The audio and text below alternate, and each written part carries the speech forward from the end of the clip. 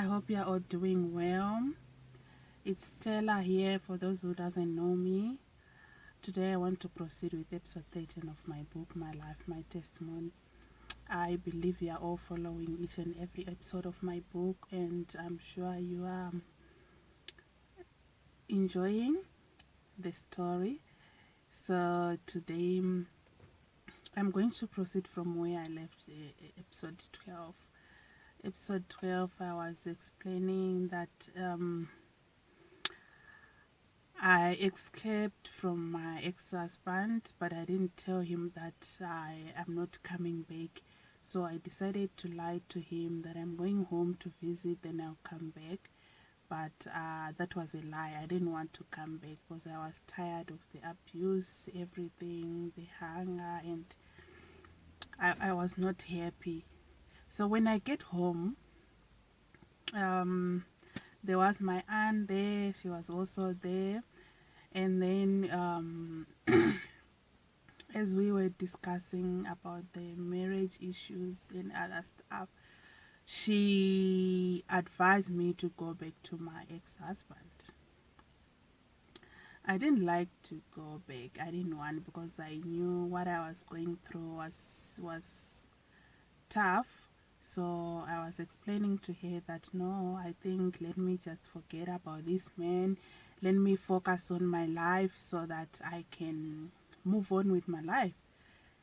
But she persisted. She was encouraging me that marriage is not easy. You need to be strong. You need to go back to your husband. Regardless of her failing in her marriage as well, but she was encouraging me. So later on, I accepted it, and I agreed with her that I was going back to my ex-husband.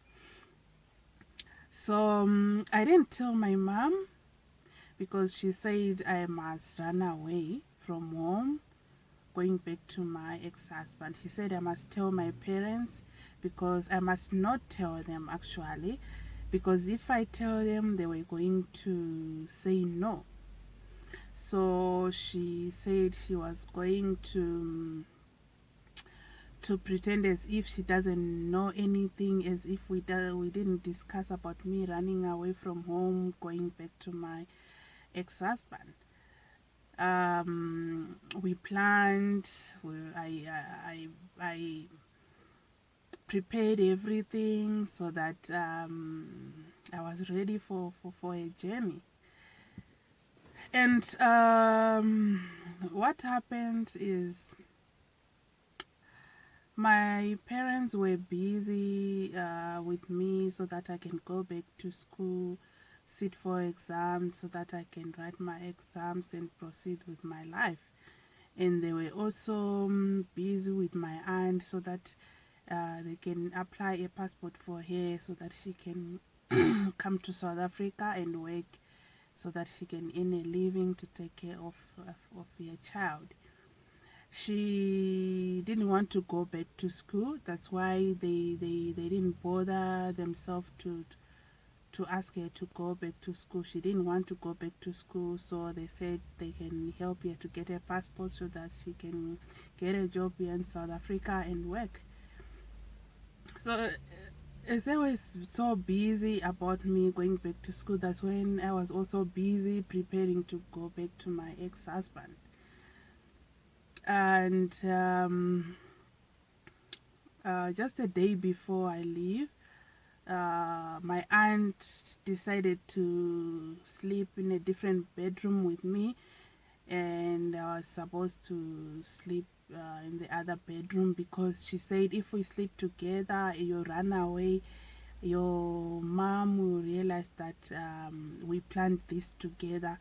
So she didn't want my mom to know that she's the one who encouraged me to go back to my ex-husband. She decided to sleep alone in her bedroom. I also slept alone with my baby in the other bedroom. So early in the morning, I woke up very early in the morning. It was still dark. I think it was around past 4 a.m. I went to the bus station, and this was in rural area. I think the distance was about 800 meters to get to the bus station from home.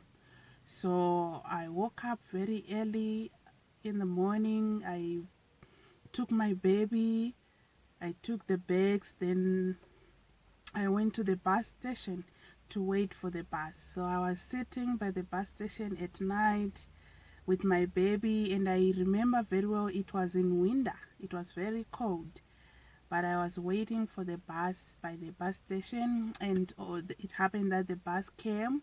I catched my bus. So when I boarded the bus, the seat where I was sitting with my mom's friend. They were teaching together with that lady I was sitting with on the seat. They were teaching together at the same school, so they were friends. So she was asking me, "Where are you going?" And I replied to her that I was going back to my husband.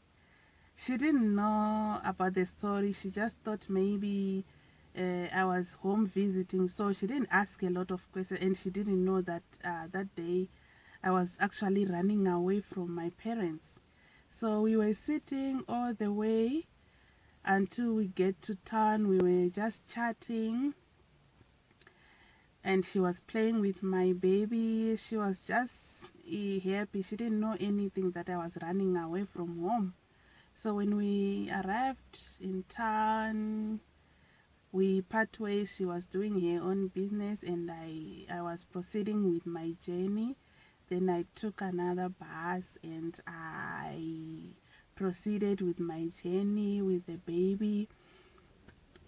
As usual, since it was very far away from home, I arrived at that school where my husband was teaching around past 6 p.m. in the evening. So like I said before we get to the school, we're dropping off by the shopping center, which was the closest shopping center to the school he was teaching. From that shopping center, normally you can walk to school, but it was a bit far away, or you can take a wagon, then it can drop you by the school.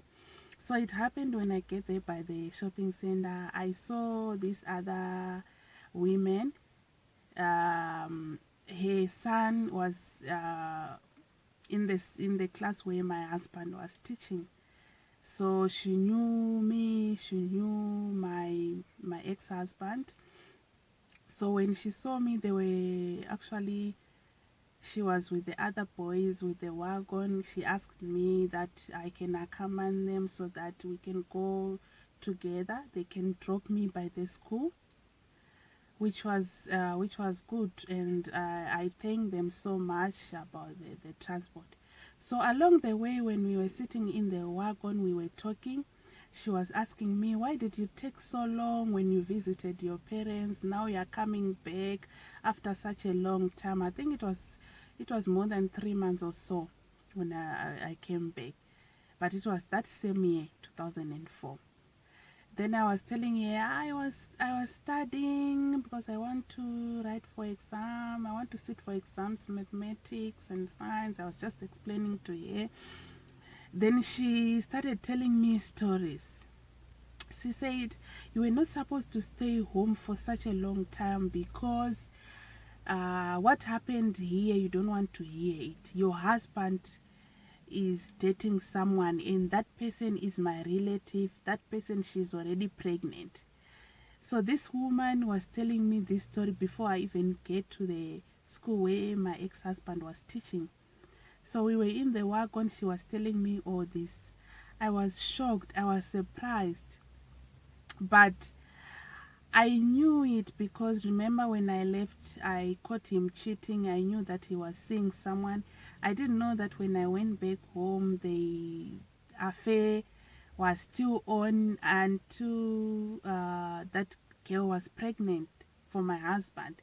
So this woman was telling me, your husband is now dating someone, and that person is actually pregnant, but she's still staying at her house with her parents. So my husband was still staying alone at the school, but this issue now. I just replied to her that, oh, really? Okay, thank you. It's fine, no problem. I'll see what we can do when we get there. So I was already upset, I was already down, and I was asking myself, why did I listen to my aunt who said, go back to your ex-husband? I think it was better for me just to stay home and forget about this marriage and this husband. Because what happened now, I don't think I will manage. I don't think I will make it in this relationship. So when I arrived at school, my ex-husband didn't know that I was coming. So when I arrived there, he was shocked, he was surprised, and he knew that there was a story, and I think he was afraid how was he going to tell me the story. So when I get there, I didn't ask. I was just quiet, and he was asking me why I took so long. When I visited home, I just explained to him I was busy studying because I want to sit for exams. But now I decided to come back, such kind of things. And he didn't tell me about this girl who was pregnant. Then it happened that after some days, the girl came to the cottage where we were staying, and she was claiming that she was his wife, and she was telling me that I must go back home because my husband no longer loves me. My husband now loves her, and she told me that my husband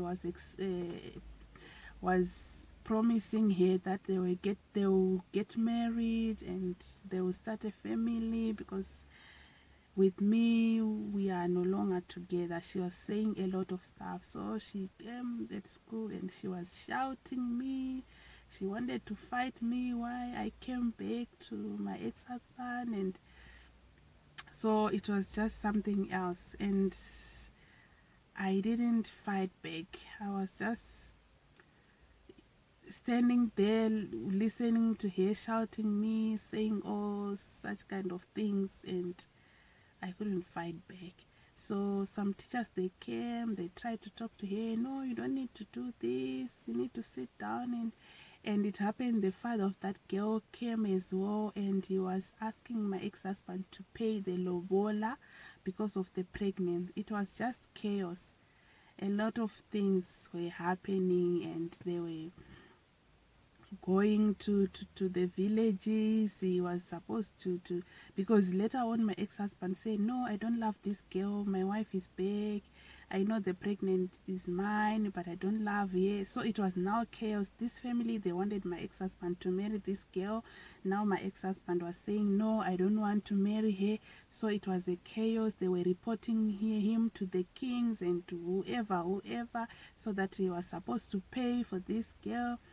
A lot of things were happening. So I was just regretting, why did I come back here? Because this is a disaster and it's not healthy for me. It was actually a wrong move. So yeah, the story went on and on, and the bad part of it is that this girl, she gave birth to the baby, and the baby was not alive. The baby died in the womb before she gave birth. I don't know what happened. I don't know. I just heard that there were some complications and some issues. So, and my ex-husband persisted that he actually said, I'm not going to marry you. Don't come to my house. My wife is here. And I was afraid that this girl was going to kill me because people were just talking. They know traditional healers, they can do anything to you, they can kill you. It was a disaster. I was just saying that since I ran away from home, how am I going to go back again? So I was just staying regardless of all this drama. But it was tough again. I will